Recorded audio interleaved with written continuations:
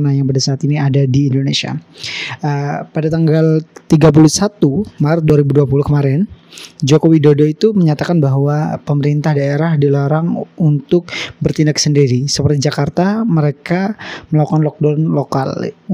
Alasannya pemerintah daerah adalah untuk tidak menyebarkan virus. Nah, tapi pemerintah pusat itu melarang hal ini karena apa yang dilakukan pemerintah daerah itu harusnya sesuai dengan pemerintah pusat.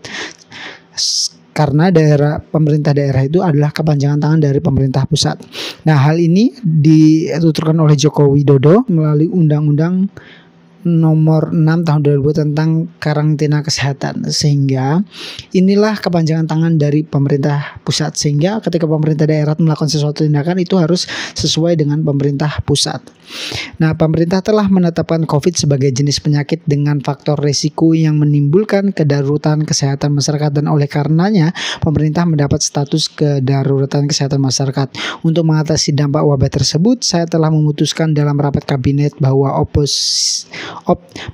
opsi yang kita pilih adalah membatasi sosial berskala besar atau PSBB. Artinya pemerintah itu hanya melakukan pembatasan, yaitu dikasih beberapa jarak dan tidak melakukan lockdown. Karena ketika melakukan lockdown, tentu pemerintah harus menyediakan beberapa fasilitas, mungkin kesehatan, makanan di rumah masing-masing. Karena kita ngelihat bahwa kemiskinan di Indonesia itu juga termasuk salah satu yang tinggi, sehingga banyak masyarakat Indonesia yang mau tidak mau harus mencari uang demi bisa makan.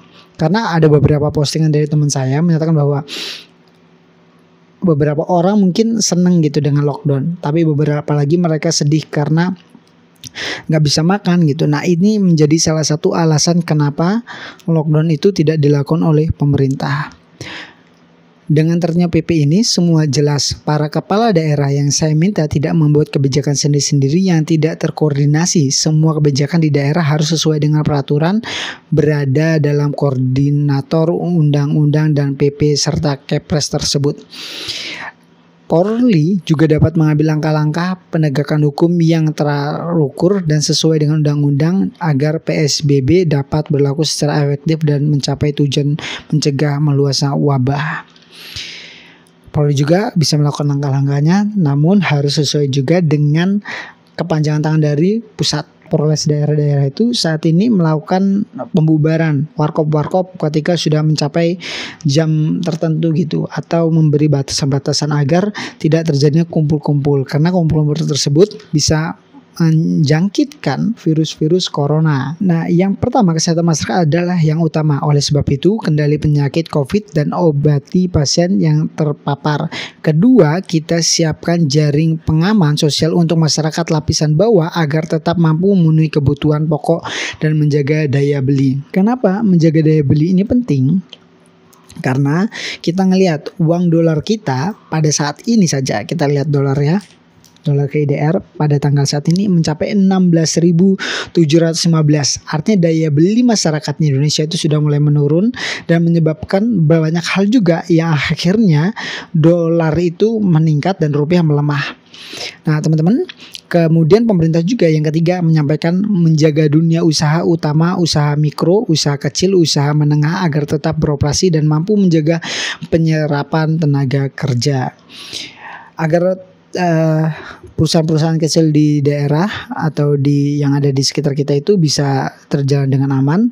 Oleh karena itu pemerintah tidak melakukan namanya lockdown. Kalau seandainya lockdown, bisa jadi perusahaan-perusahaan kecil yang ada di tempat-tempat kalian itu, mungkin perusahaan tahu, tempe, perusahaan pembuatan sepatu konvensional, sabun dan sebagainya, banyak kan PHK. Nah, hal ini dihindari oleh pemerintah sendiri. Kemudian, dan pada kesempatan ini saya berfokus pada penyiapan bantuan untuk masyarakat lapisan bawah. Jadi pemerintah itu sudah mengkaji bagaimana upaya masyarakat itu bisa dalam 3 bulan lah, mungkin 3 bulan 6 bulan ke depan itu bisa melakukan yang namanya makan kebutuhan pokok lah, yang penting itu kebutuhan pokok. Dan pemerintah juga pada hari kemarin kalau nggak salah itu ada berita mengenai bahwasanya listrik yang 450 volt rumahnya itu akan digratiskan, yang 900 itu akan mendapatkan potongan 50% dalam waktu 3 bulan. Nah, hal ini itu sangat membantu sekali dan terima kasih kepada pemerintah telah bergerak cepat untuk hal ini. Nah, yang terakhir ini saran dari banyak mahasiswa karena kita juga terkena dampak lockdown, yaitu para mahasiswa saat ini itu mahasiswa dan pelajar lah terutama, mereka mengerjakan tugas melalui online, kelas online, semuanya online, bahkan ada yang pakai Zoom, pokoknya ada voice dan sebagainya, itu mengurangi yang namanya kuota. Nah, sehingga kuota ini menjadi satu permasalahan bagi mereka. Mereka dapat uang dari mana coba? Kalau nggak dari orang tuanya atau bekerja sendiri. Nah, kalau seandainya dalam satu minggu ada yang aku dengar 5 giga, ada yang 10 giga bahkan lebih gitu. Nah, hal ini mereka tuh ngeluh, teman-teman, ngeluh dan sebagainya. Oleh karena itu saya menyarankan ke pemerintah agar memberikan internet gratis kepada seluruh masyarakat yang ada di Indonesia agar mereka tetap di rumah juga, agar anak-anak juga bisa di rumah belajar dengan tenang, nggak usah kemana-mana, nggak usah mikir apa-apa, seperti yang dilakukan oleh pemerintah di Malaysia. Jadi digratiskan. Saya mohon sekali karena hal ini bisa membantu jalannya pembelajaran di sekolah dan di perkuliahan. PKH. Nah, PKH itu bantuan langsung gitu teman-teman. Kalau nggak salah jumlah keluarga penerima, jadi jumlah keluarga penerima akan ditingkatkan menjadi 9,2 juta menjadi 10 juta keluarga penerima manfaat ini. Jadi nanti teman-teman di rumah nanti akan bisa mendapatkan hal ini dapatkan kartu sembako juga. Kartu sembako itu jumlah penerimanya dinaikkan juga. Yang dulu 150.000 kemudian 200.000 dan kuotanya pun dinaikkan, teman-teman. Yang ketiga tentang kartu prakerja. Anggaran kartu prakerja dinaikkan menjadi 10 triliun menjadi 20 triliun. Yang awalnya 10 triliun menjadi 20 triliun. Jumlah penerima manfaat menjadi 5,6 juta orang. Terutama ini adalah untuk pekerja informal serta pelaku usaha dan mikro kecil yang terdampak Covid, dan nilai manfaat adalah 650.000 sampai 1 juta per bulan selama 4 bulan ke depan. Jadi 4 bulan ke depan orang-orang yang tergolong dari kartu prakerja. Jadi nanti kemungkinan kita akan membahas mengenai kartu prakerja. Siapa saja yang boleh mendapatkan kartu prakerja kita akan bahas mungkin di episode yang lain. Cuman mengenai kartu prakerja kita jangan sampai salah sangka teman-teman bahwa mahasiswa itu bisa dapat kartu prakerja. No. Pelajar, mahasiswa mereka tidak akan mendapat kartu prakerja. Yang mendapat kartu prakerja nanti dah kita bahas, oke? Yang keempat tentang tarif listrik. Nah, ini yang tadi kita bahas bahwasanya tarif listrik perlunya yang saya sampaikan bahwa untuk pelanggan listrik 450 volt yang jumlahnya sekitar 24 juta pelanggan, bayangkan banyak banget, digratiskan selama 3 bulan ke depan. Mulai dari 3 bulan, jadi ini sekarang apa? Maret, sekarang April ya, April Mei Juni, mungkin sampai April Mei Juni, mungkin sampai Juni mungkin ya. Nah, untuk April bulan Mei Juni 2020, sedangkan untuk pelanggan 900 volt yang jumlahnya sekitar 7 juta pelanggan akan didiskon 50%, artinya hanya membayar separuh saja untuk bulan April, Mei dan Juni.